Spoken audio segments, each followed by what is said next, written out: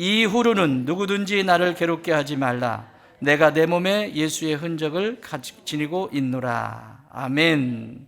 무엇을 지니고 있다고요? 예수의 흔적을 지니고 있다.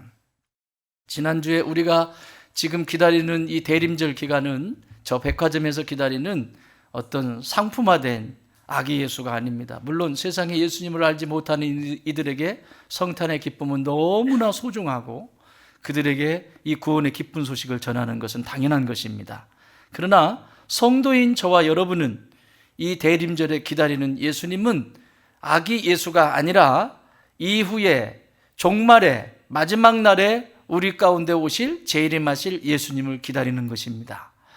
아기 예수께 동방의 박사들이 보배합을 열어 황금과 모략과 유향을 드린 것처럼 우리가 다시 오실 예수님, 재림하실 예수님 앞에 설 때 무엇으로 드릴 수 있을까? 어떤 보배합을 열어 어떤 보물을 드릴 수 있을까?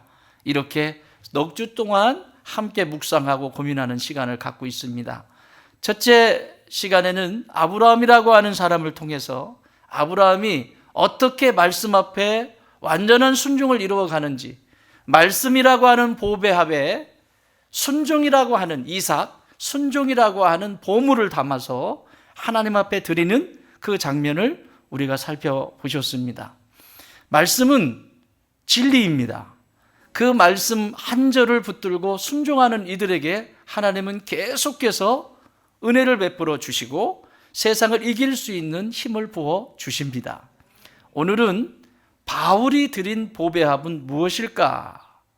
말씀을 함께 나눠보면서 여러분 안에도 도전이 되어지는 축복의 시간이 되기를 바랍니다.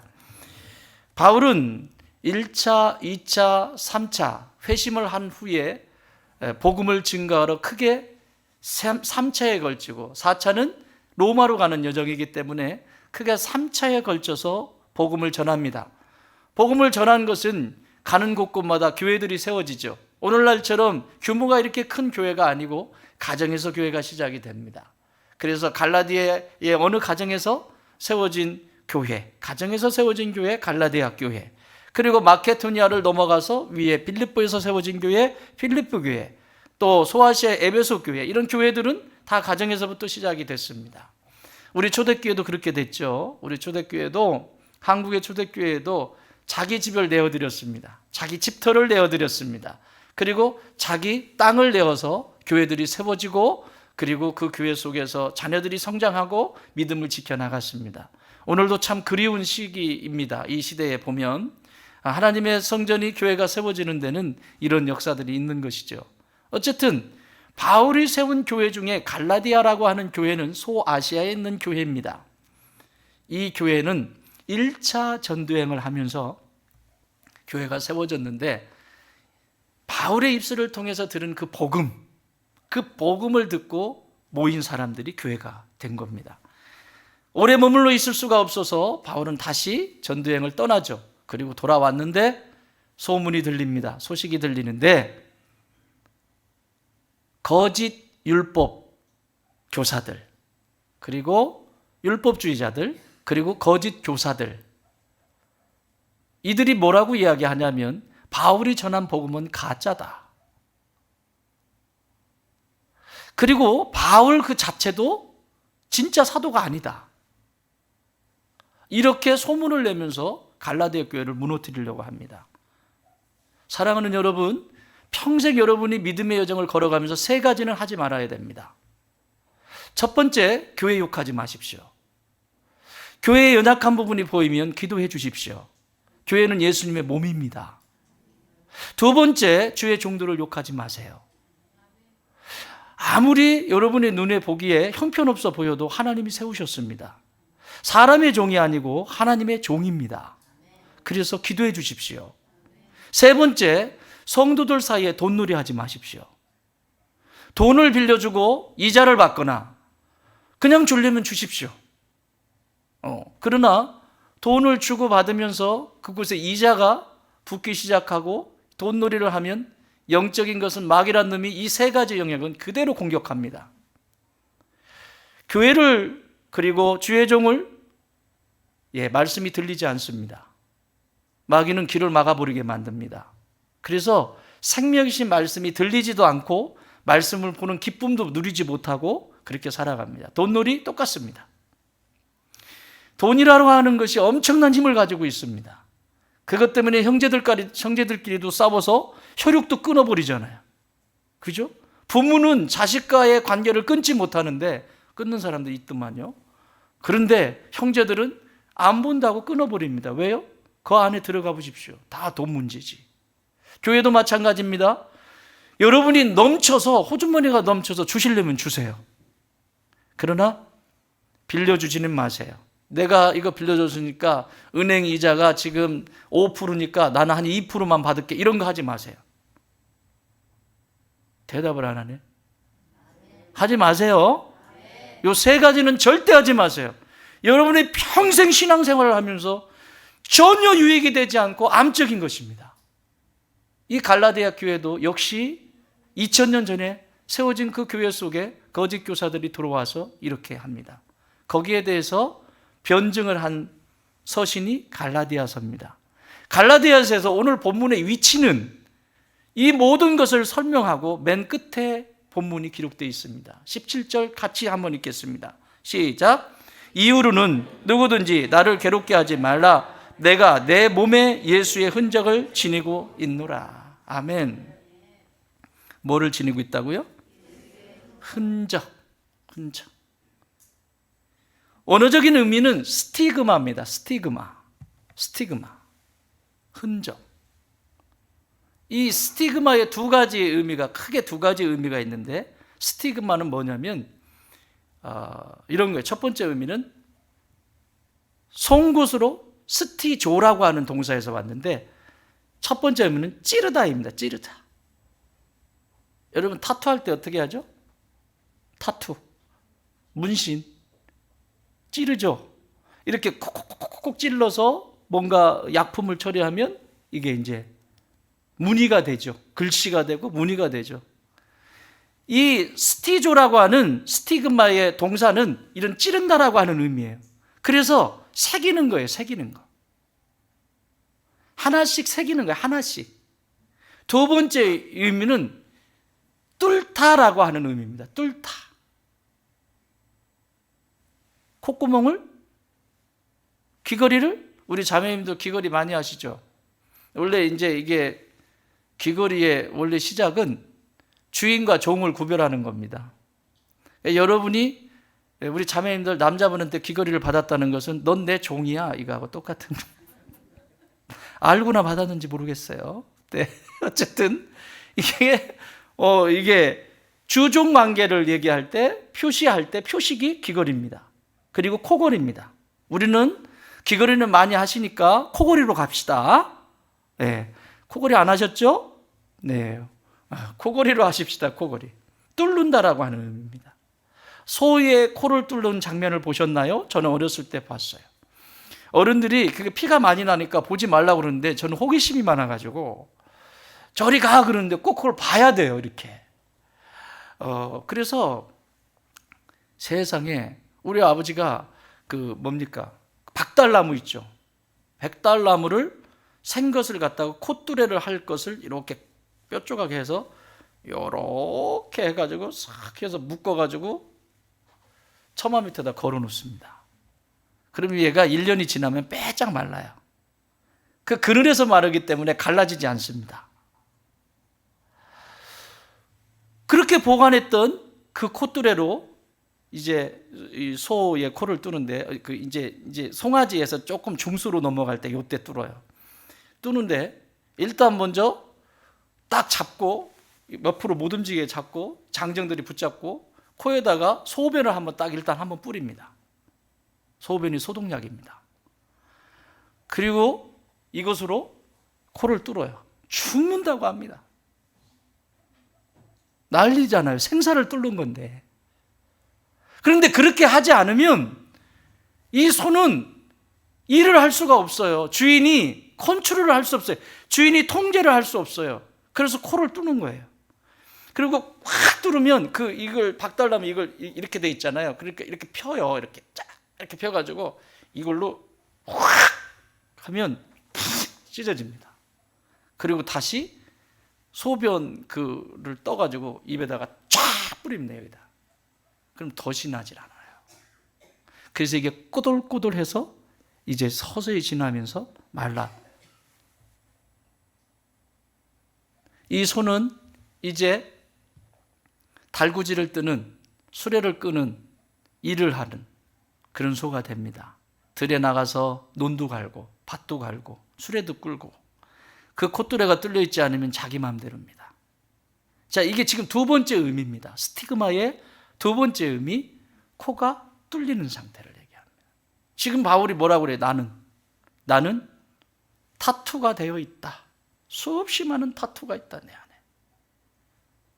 또 하나는 나는 코가 뚫린 존재다.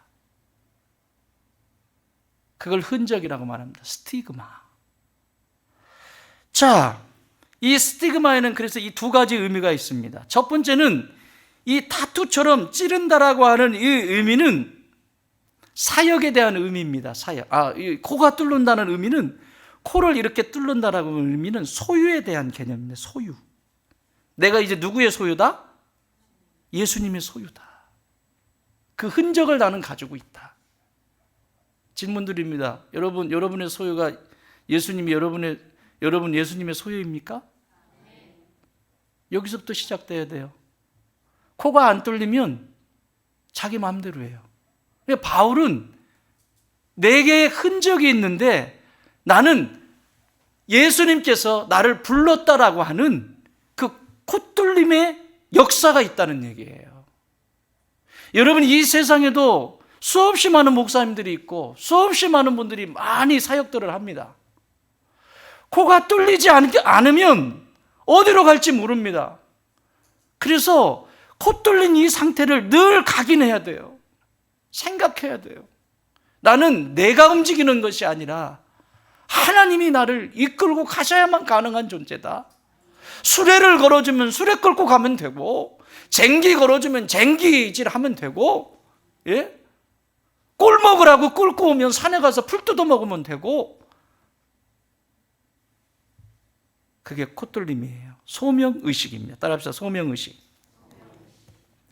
두 번째 의미는 일하다가 얻는 상처를 얘기합니다. 이 스티그마. 일하다가. 여러분, 일하다가 상처가 나잖아요. 유명한 셰프가 되는데 손 한 번 베었지 않았다. 유명한 셰프야. 근데 손 한 번 벤 적이 없어. 있을까요? 칼질을 그렇게 많이 하는데. 수없이 많은 전쟁터에 나갔는데 총알 맞은 자국이 하나도 없어. 있을까요? 없어요. 그래서요, 사람들이 말을 듣는 경우가 있어요. 만약에 군인 중에 장군이 있다고 생각해 보세요. 그냥 백옥처럼 허해가지고 손에 그냥 주름 하나 안 잡히고 그냥 이런 사람이 장군이에요. 그리고 계급장은 별이 달렸어요. 야, 전쟁터 나가자. 저기 적군이 저기 있어요. 우리 같이 가자. 갈까요? 나는 안 가. 나는 그 사람을 신뢰할 수가 없어. 왜요? 전쟁을 나가봤어야지. 지난번에 사우나 같이 갔거든? 그 장군하고? 몸에 뽀해 그냥. 전쟁터 나갔어요? 그런데 이런 장군이 있을 수 있죠. 계급장 장군 똑같아. 총탄이 지나가서 패였던 이 얼굴에 이 상처, 칼에 베었던 팔뚝 딱 걷으면 그냥 뭐 너덜너덜해. 막. 사우나 같이 갔어요? 아이고 겁나서 근처 못 가겠어. 이게 뭡니까? 그거는 무슨 전투에서, 그것은 어떤 전투에서, 그것은 어느 전투에서, 그것은 어느 전투에서, 그것은 어디의 전투에서. 자, 적들이 저기 있다. 같이 가자. 갈까요, 안 갈까요? 나는 갑니다. 그분을 신뢰합니다. 왜? 전쟁에 수없이 많은 경험이 있잖아요. 스티그마는 바로 그런 거예요. 내가 수없이 많은 상처를 받아요. 여기도 지금 제가 길을 내놨거든요. 지금 몇 년 못 가가지고 다시 내야 될 것 같은데, 여기 위에 산길이 올라가면 산이 괜찮습니다. 뭐 그냥 우습게 보지 마시고요. 이 뒤로 이렇게 지금 철길에 있는 대로 이렇게 올라가면 길도 잘라 있어요. 이렇게 싸목싸목 올라가 보세요. 경치 좋고 공기 좋고 괜찮습니다. 그리고 중간에는 공터가 있어요. 공동묘지지만 거기서 김밥 먹으면 아주 맛있어요. 네, 거기 이렇게 아주 그냥 뭐 해먹 하나 걸어도 되고 좋습니다. 한번 올라가 보세요. 그런데 저 길이 안 나 있어가지고요. 제가 톱하고 뭐 들고 참 이제 할 일 없죠. 그게 정리를 하고 한번 올라가고 싶다 그래가지고 톱으로 쓸고 이렇게 가지치기 했어요. 하다 보니까 얼굴에 가시 긁히고 이런데 긁힐까요? 안 긁힐까요? 여러분은 조신하셔서 하나도 안 긁히겠지만 그렇게 거친 것을 하는데 다치지 않는다? 쉽지 않죠. 흔적이라는 게 그게 스티그마. 두 번째 의미가 그래서 사명이라고 하는 스티그마입니다. 소명이라고 나를 어디에 부르셨는가에 대한 흔적이고 어떻게 부르셨느냐의 흔적이고 또 하나는 사명. 하나님이 일을 맡겨주셨는데 그 일을 너는 어떻게 했니? 책상에만 앉아있다가 끝나는 인생이었니? 아니면 네가 그 현장을 가서 몸으로 부딪혔니? 이걸 물어보는 거예요. 자, 오늘은 그래서 우리가 하나님 앞에 올려드릴 선물은 따라합시다. 소명이라는 보배합. 소명이라고 하는 보배합. 그 안에 사명이라고 하는 보물을 담으셔야 합니다. 아멘. 자, 소명을 봅시다. 스티그마의 첫 번째 의미, 이것은 귀에 구멍을 내는 상태, 코에 구멍을 내는 상태입니다. 그러니까 소유가 이제는 내 마음대로 하는 것이 아니라 소유가 나는 예수님의 것이다, 하늘의 것이다, 하나님의 것이다 라고 하는 소유에 대한 의식이에요. 이게 부르심이에요. 사도 바울이 말하는 이 부르심에 지금 이 스티그마를 이것으로 보여주고 있습니다. 다시 한번 읽을까요? 이후로는 시작.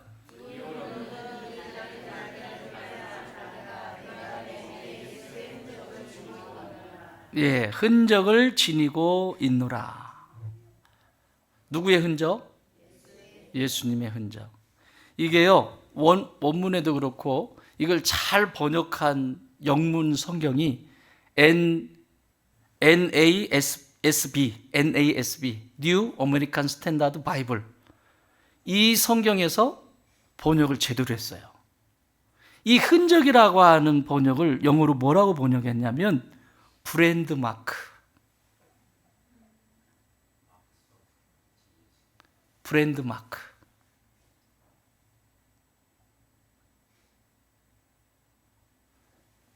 사도 바울의 자신의 브랜드 마크는 예수 그리스도라는.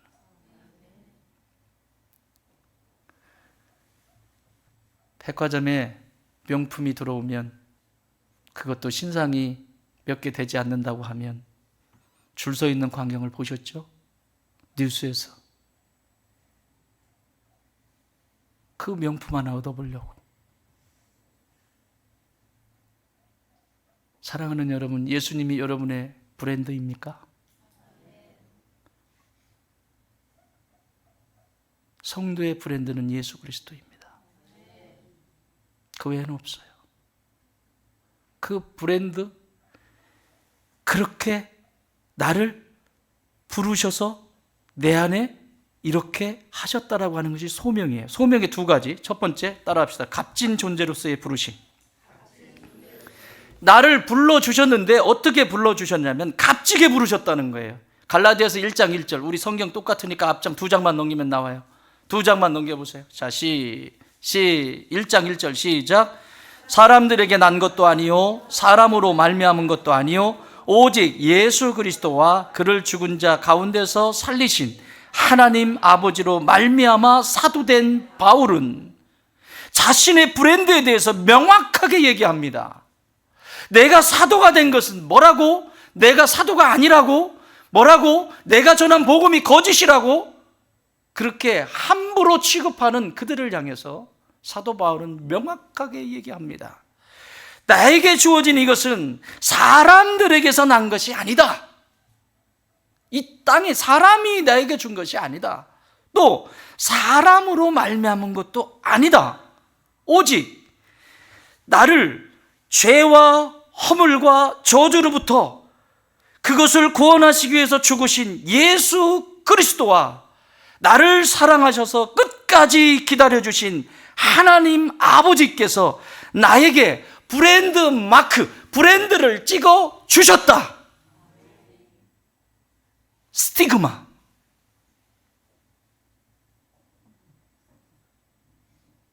하나님이 내 코에 콧뚜레를 뚫어 주셨다. 이게 성도예요. 이상한 거 배우지 마세요. 기준도 없고 길도 아닌 이상한 거 배우지 마세요. 성도의 정체성이에요. 성도의 브랜드는 예수님이에요.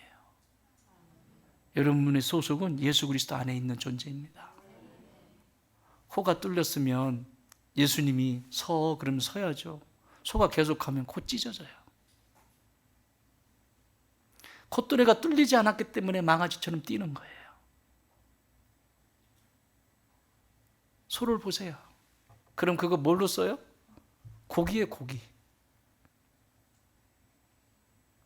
주인을 위해서 일한 흔적도 없고, 주인을 위해서 함께 그 옛날에 무슨 소리죠? 안항소리? 원앙소리 있었잖아요. 그 소와 할아버지의 그 관계, 주인을 위해서 일한 적도 없는 그냥 육고기로 팔려나가는 그런 소가 있는가 하면, 코 뚫을 땐 너무 힘들었지만, 그땐 너무 아팠지만 주인과 함께 주인이 온 마음을 다해서, 여러분 농부가 소를 진짜 보셨잖아요. 어려서 보셨죠? 얼마나 우리 아버지가 소를 아끼는지. 그냥 자기야, 자기. 그러니까 소가 자기가 먹는 것을 먹을 수 있다면 그걸 다 주고 싶은 거예요. 그래서요, 소 죽을 쓸 때에도요, 가장 소가 좋아하는 것만 듬뿍 넣습니다. 특별히 내일 같이 일을 하러 나가야 되면 그 소죽에 생콩 같은 거 있잖아. 자기도 못 드시면서 막 생콩 같은 거 같이 푹푹 와가지고 끈적끈적하게 해가지고 쌀겨 듬뿍 넣고 어렸을 때 봤는데 기억이 다 나네. 콩깍지 이런 거 잔뜩 넣어가지고 이렇게 해서 내가 봐도 맛있어 보여. 그냥 내가 소란 그걸 뜨끈뜨끈한 걸 확 퍼가지고 따 먹어라 그러면서 머리 쓰다듬어 주고, 또 그 소 빗어주는 그 빗 있어요. 그 쇠로 된 거. 뭐라고요? 드세요. 난 안 먹어. 그걸로 이렇게 탁 빗어주면서 밥 먹는 소를 옆에서 내일 같이 나가서 열심히 우리 일하자. 그 결과가 나오잖아요. 여러분, 하나님이 나에게 코를 뚫으셨을 때는 하나님이 하시고 싶으신 일이 있는 거예요. 그리고 그분은 내가 생각하지 않은 그 이상의 것을 나에게 공급해 주십니다. 저를 보세요, 저를. 그냥 저를, 다른 데 보지 말고 그냥 저 보세요. 굶기셨어요? 굶기셨냐고요.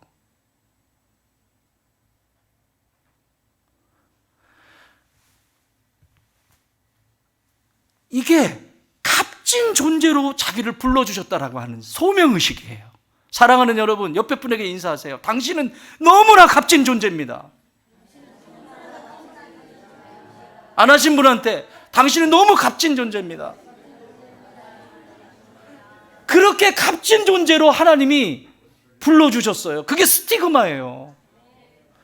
이 값지게 불러주신 것에 대해서 자랑하는 거예요.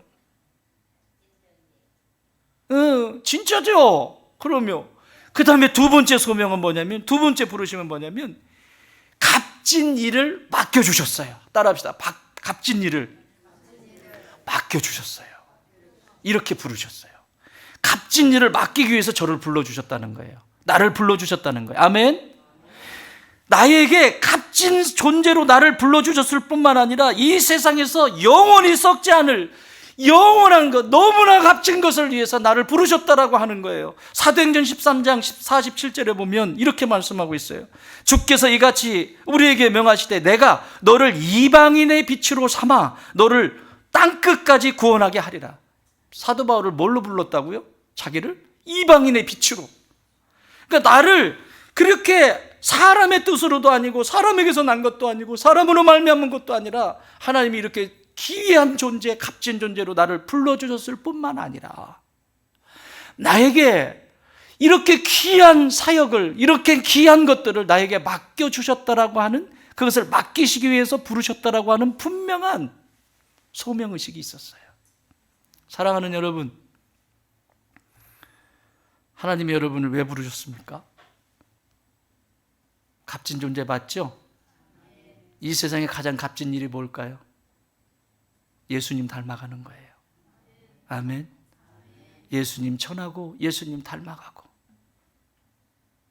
그게 성도의 여정이에요. 그래서 바울은 이게 얼마나 값진 자리인지를 알아서 바울이 이렇게 고백을 합니다. 빌립보서 1장 8절 띄워주시나요? 예, 읽어보십시다. 시작. 내가 예수 그리스도의 심장으로 너희 무리를 얼마나 사모하는지 하나님이 내 증인이시니라. 뭐라고 써 있어요? 내가 예수 그리스도의 뭘로? 심장으로. 누구의 심장? 예수 그리스도의 심장으로. 이렇게 이 안에 심장에 손을 이렇게 한번 넣어보세요. 심장이 뜁니까? 뛰니까 살아계시겠죠. 심장 그쪽 아니야. 어디 심장을 이쪽 갔다 대고 있어요. 반장. 이쪽이요, 이쪽. 심장 여기 왼쪽으로 살짝 기울었어요. 심장이. 이렇게 들고 있는 사람들 처음 봤네. 심장이 여기 있잖아요. 심장 뛰잖아요. 난 가끔 내가 뭔가 게을러지고 사명의식이 사라지면 심장에 손을 얹는 습관이 있어요. 그리고 울어, 그냥 혼자. 내가 왜 살아있지? 내가 왜 이 심장이 여기 뛰고 있는 거지? 이 심장이 뛰는데 나는 뭐 하고 있지? 너는 뭐 하려고 지금 살아있니?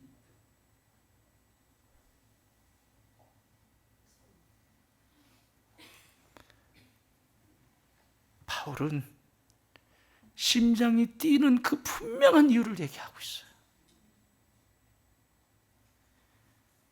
내가 그리스도의 심장으로 너희 무리를 얼마나 사모하는지 하나님이 내 증인이다.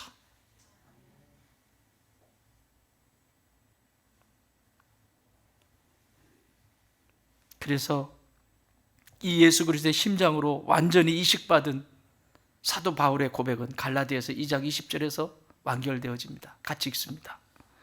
내가 그리스도와 함께 십자가에 못 박혔나니 그런즉 이제는 내가 사는 것이 아니요 오직 내 안에 그리스도께서 사시는 것이라. 이제 내가 육체 가운데 사는 것은 나를 사랑하사 나를 위하여 자기 자신을 버리신 하나님의 아들을 믿는 믿음 안에서 사는 것이라. 할렐루야. 이것이 브랜드가 심장에 박힌 거예요. 심장에 낙인처럼 찍힌 거예요. 내 심장이 뛸 때마다 내 안은 예수가 뛰고 있다.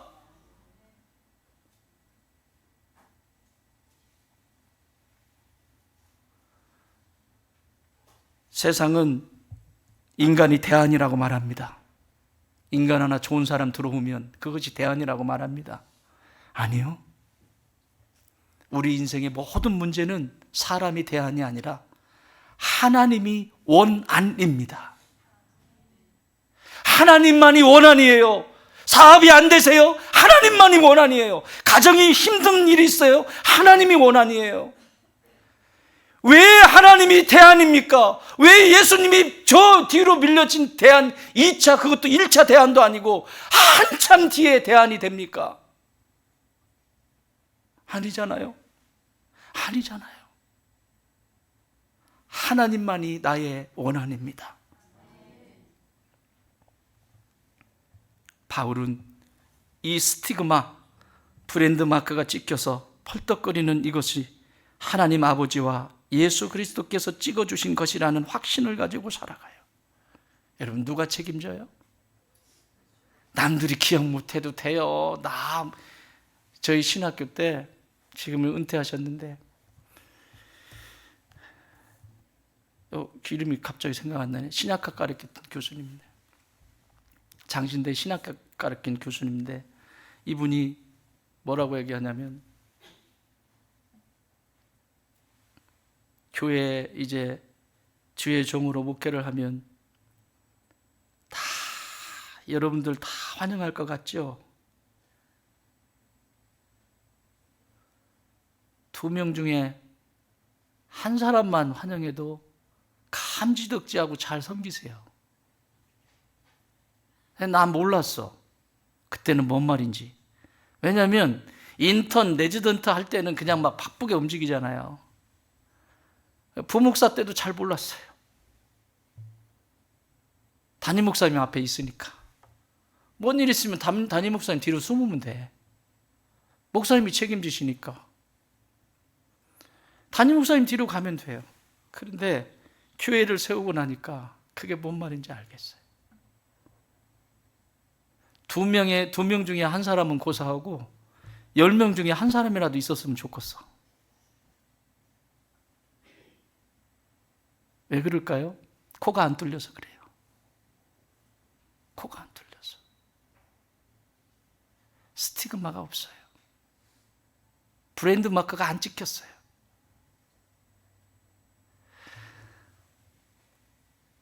코가 뚫려야 부르심을 따라서 하나님이 원하시는 곳으로 가는 거예요. 사랑하는 여러분, 여러분의 뛰고 있는 심장은 어떤 브랜드입니까? 예수 그리스도라는 브랜드의 심장이 지금 뛰고 있습니까? 그렇다면 반드시 그분이 여러분에게 사명을 맡겨주실 것입니다. 그래서 그 소명이라고 하는 보배 앞에 이제 사명을 담으셔야 돼요. 원 브랜드이신 예수님께서 값진 존재로 불러주셨을 뿐만 아니라 값진 사역을 위해서 불러주셨어요. 이제 이 사역을 감당하면서 움직여가는 거예요. 다시 한번 읽어볼까요? 17절 시작. 이후로는 누구든지 나를 뭐하지 말라? 괴롭게 하지 마라. 이제 사명을 감당하면서 괴롭게 하는 일들이 많다라고 하는 거예요. 많았다는 거예요. 구원받는 데는 여러분들이 어느 대가를 치를 필요가 없어요. 왜냐하면 하나님의 전적인 은혜니까. 부르심도 마찬가지예요. 여러분이 교회에 여기 앉아 계시지만 오시고 싶어서 오셨죠? 대가 치르고 오셨어요? 아니죠? 예. 그건 내 선택이니까 얼마든지 여기 앉아 계실 수 있어요. 그렇지만 사명을 감당하는 성도는 대가를 치르셔야 됩니다. 시간이라고 하는 대가도 치르셔야 되고요. 예? 내가 가지고 있는 재능도 그것을 통해서 하나님의 사명을 감당하는 대가를 치르셔야 돼요. 이게 보물들이 되는 거예요. 하나씩 하나씩. 그래서 여기 일하다가 얻은 상처인 두 번째 의미, 이제 콕콕 찌르는 것처럼 타투가 이 범위가 되고 또 찔러서 이 범위가 되고 늘어나는 것처럼 우리의 영적인 세계도 타투처럼 찍히는 거예요.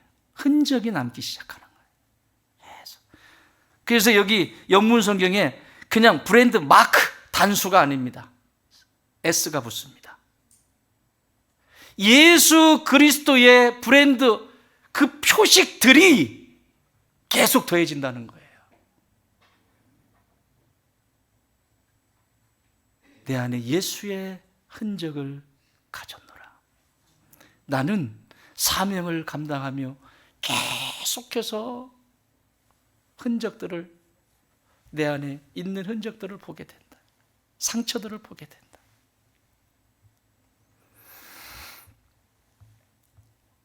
이 상처에 난 것들을 두 가지를 자랑을 합니다. 여러분, 군인이 자기의 상처가 자랑이 되잖아요. 말하지 않아도. 그렇죠? 자랑하려고 하지 않아도 막 칼집 나 있고 총탄 자국, 포탄 자국 있으면 그냥 그게 자랑이 되는 거예요. 성도에게도 마찬가지입니다. 오늘 사도 바울은 두 가지를 자랑합니다. 여러분, 이런 자랑하시는 분들이 되시기 바라요. 내가, 우리 아이가, 우리 집 뭐 땅이 뭐가 있었는데 그런 자랑 말고요. 예, 그런 자랑 있으면 좋겠지요. 그러나 성도에게 가장 중요한 자랑은 이 두 가지입니다. 첫 번째, 갈라디아서 6장 14절.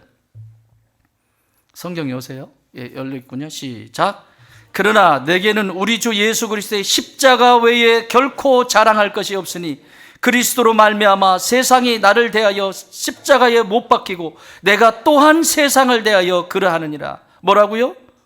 십자가 외에 결코 자랑할 것이 없다.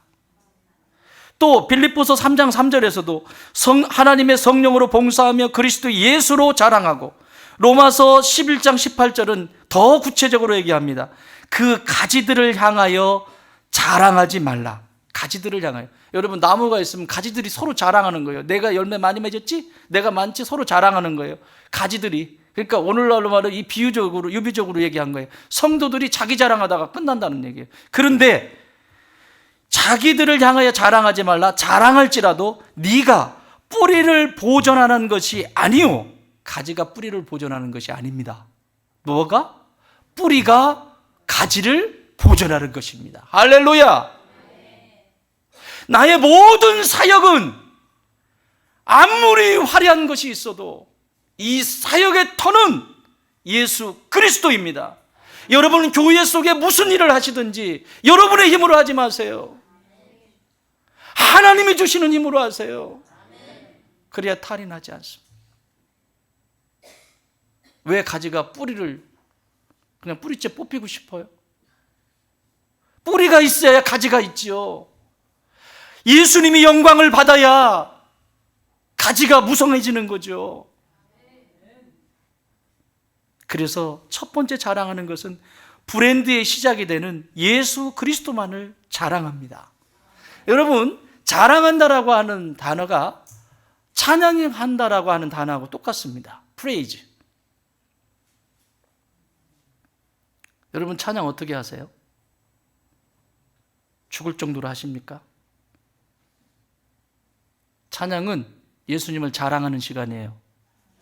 내 감정을 뒤집는 것이 아니라, 내 지식을 전달하는 것도 아니고, 나의 의를 드러내는 것도 아니고, 찬양은 예수님을 자랑하는 시간이에요.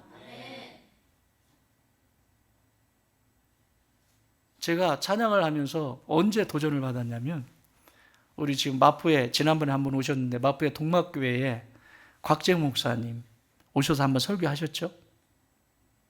굉장히 젠틀합니다. 이분 밑에서 많은 것들을 배웠어요. 학자의 길을 배웠어요. 그분한테.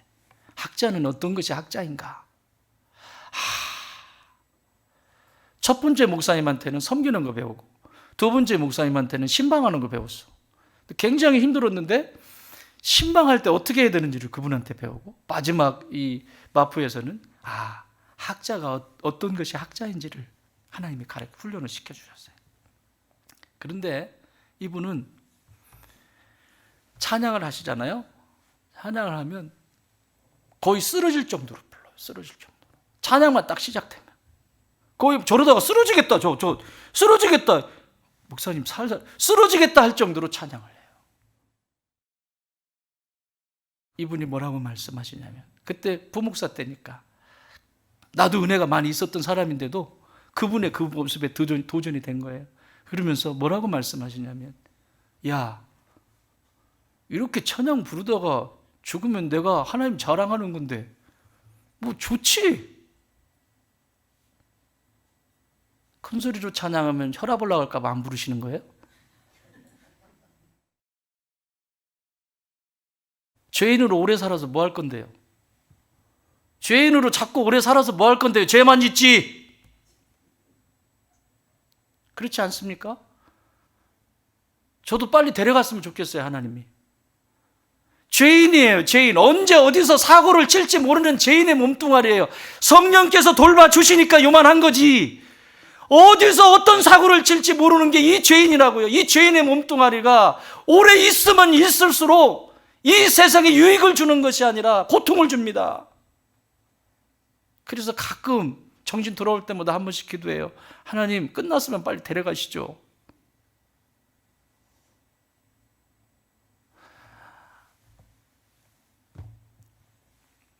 예수님만 자랑하세요. 여러분, 찬양할 때 목숨 걸고 하세요. 그냥 하는 것도 아니고 안 하는 것도 아니고 안 하는 것도 아니고 하는 것도 아니고. 예수님 자랑하는 시간이에요. 그 시간. 여기 예수님보다 연세 더 드신 분 계시면 손 들어봐요. 이 젊은 사람들이고 내가 어떻게 그런 경성맞는 그런 짓을 하고, 일어나셔서 춤도 추시고, 아니 나오셔서 하셔도 돼. 나오셔서 이렇게 나오셔서 춤도 이렇게 한 번씩 추시고 이렇게. 하나님을 높여드리는 시간이에요. 나는 우리 교회에 하나님을 자랑하는 찬양이 놀랍도록 살아나기를 바랍니다. 할렐루야. 우리 하나님이 얼마나 기뻐하시겠어요. 그리고 내 삶을 얼마나 하나님이 기억하시고 그의 가문과 그의 삶과 그의 하는 일에 얼만큼 복을 더해 주시겠어요. 두 번째 자랑해야 될 게 있어요. 고린도후서 1장 14절 시작. 너희가 우리를 부분적으로 알았으나 우리 주 예수의 날에는 너희가 우리의 자랑이 되고 우리가 너희의 자랑이 되는 그것이라. 뭐라고 하세요? 두 번째 자랑하는 것은 내가 한 영혼을 품고 그 영혼을 위해서, 누가 좋은 땅 위에 데리고 그래요? 좋은 땅 위에 안 데리고 와도 돼. 그러나 적어도 내 가슴에 한 영혼을 품고 기도하는 성도들이 되기 바랍니다.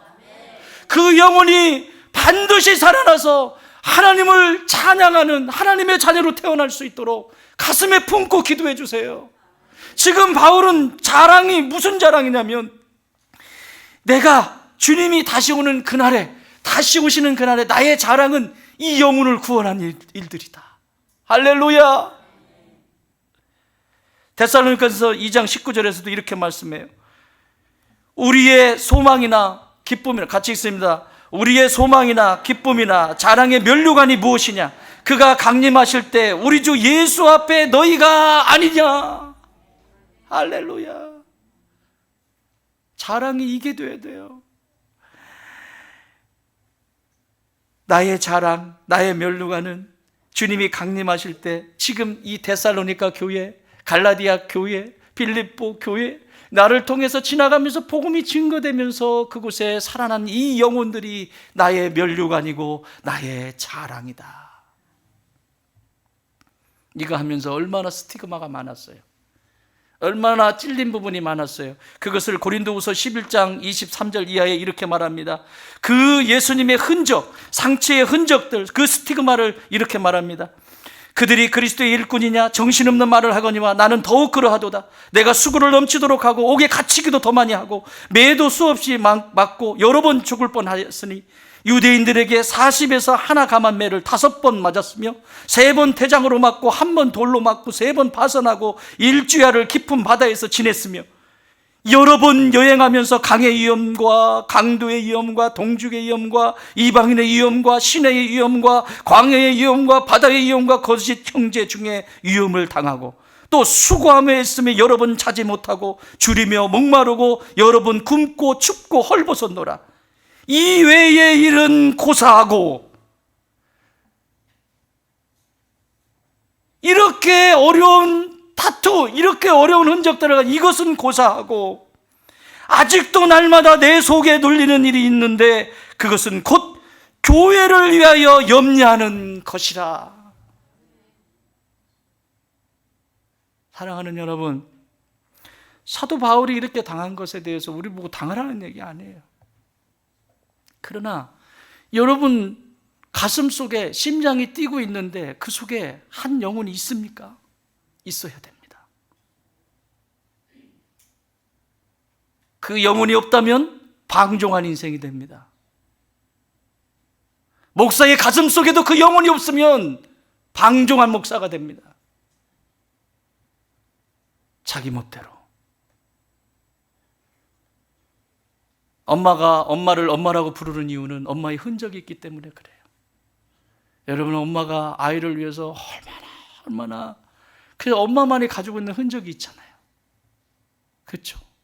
애 태어날 때부터 배 짠 것도 있고 밥해 먹인다고 손이 그냥 그치. 우리 집은 고무장갑이 꼭 왼쪽이 찢어져요. 제 아내가 왼손이 힘이 센가 봐요. 항상 고무장갑이 왼쪽이 찢어지는 이유가 뭘까? 아직도 그 결과가 안 나왔어요. 가족들 밥해 먹이느라고. 아빠는 아빠의 흔적이 있잖아요. 그 직장에 나가가지고 상사로부터 별이 희한한 소리 다 듣고 인격적이지 않은 상사를 만나서, 그런데 내가 오늘도 때려칠 수 없는 이유는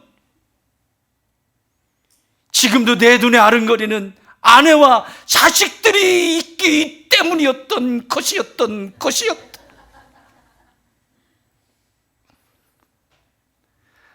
몇 번이라도 그만두고 싶죠. 오늘 회사 나가지 말까? 근데 그 인간을 또 봐야 돼? 그럼에도 불구하고 가방을 챙겨서 아침에 출근을 하는 이유는 그게 다 흔적입니다. 그래서 아빠라고 부르는 거예요. 사랑하는 여러분, 목사는 어떤 흔적이 많아야 할까요? 타락해가는 성도들의 영혼과 영혼 구원을 향한 애끓는 그런 낙타와 같은 무릎, 눈물의 흔적들이 많을수록 목사는 다시 오실 예수님 앞에 칭찬을 받게 될 것입니다. 성도는 어떤 흔적이 많아야 할까요? 주의 종의 가르침을 부지런히 받고 예수님 때문에 참아냈던 흔적들, 예수님 때문에 손해보았던 흔적들, 예수님 때문에 포기했던 흔적들, 예수님 때문에 기다렸던 흔적들이 많으면 많을수록 다시 오실 예수님께 칭찬을 받게 될 것입니다.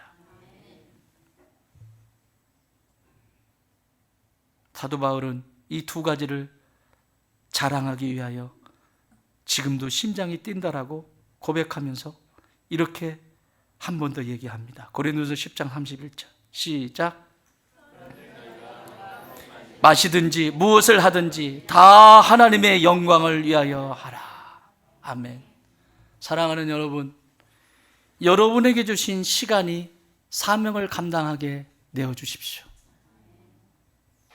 하나님 앞에 서는 날 내가 너에게 준 시간 어떻게 썼니? 내가 너에게 준 지식 어떻게 썼니? 지식이 많은 것이 중요한 것이 아니라, 시간이 많은 것이 중요한 것이 아니라, 재물이 많은 것이 중요한 것이 아니라, 재능이 많은 것이 중요한 것이 아니라, 너 그 재능과 재물과 시간과 건강과 지식으로 몇 사람을 살려냈니? 이거 물으십니다. 너 그것으로 몇 사람이나 살려냈니? 시간이 되면 집에 가셔서, 오래된 영화입니다.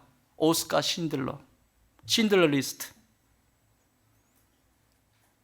이 얘기를 마무리하며 정리합니다. 시간이 되시면, 아니 찾으셔서 보세요.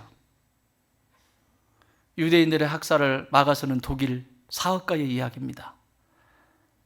독일이 점령하지만 이 오스카 신들러에게는 유대인들이 죽어가는 그 모습을 볼 수가 없었어요. 자기 동족 아니지만.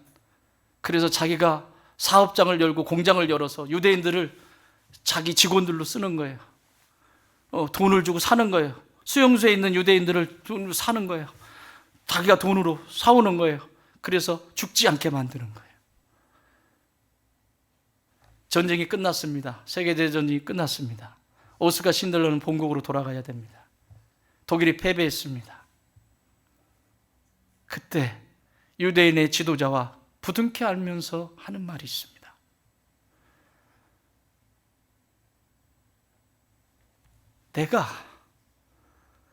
내가 조금만 더 노력했으면 한 사람이라도 당신들을 살려낼 수 있었을 텐데, 내가 이 이빨에 밖에 있는 이 금이빨 뽑아서 그때 녹여서 그거 주었으면 당신들 가운데 한 사람이라도 내가 더 살릴 수 있었을 텐데. 그러면서 자신의 이빨을 보여주면서 이것도 내다 팔지 못한 자기를, 겉으로 볼 때는 그 많은 사람들을 살려내 줬잖아요. 근데 이 사람의 마음엔 마지막까지 자신에게 있는 이 모든 것을 떼어서 그 한 사람을 사는데, 그래서 마지막 끝날 때는 유대인 지도자를 중심으로 해서 그 살아있는 유대인들이 함께 자신에게 있는 이빨을, 금이빨을 어떤 사람은 빼고 어떤 사람은 뭘 하고 해서 그걸 녹입니다. 녹여서 반지를 하나 만들어줍니다.